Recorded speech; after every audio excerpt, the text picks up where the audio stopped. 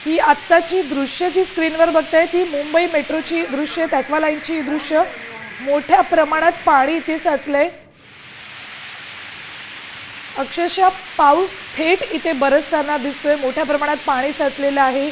Metro station परिसरातली दृश्य, पाऊस इथेच या स्टेशनवरच प्लॅटफॉर्मवर कोसळतोय असं काहीच दृश्य आहे।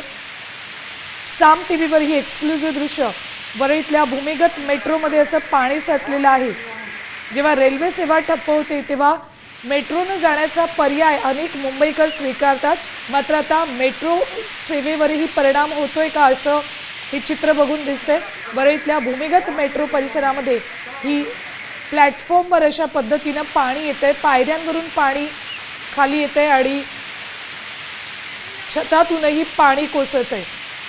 यामुळे मेट्रोच्या कामाच्या दर्जावर प्रश्नचिन्ह उपस्थित झालेलं आहे।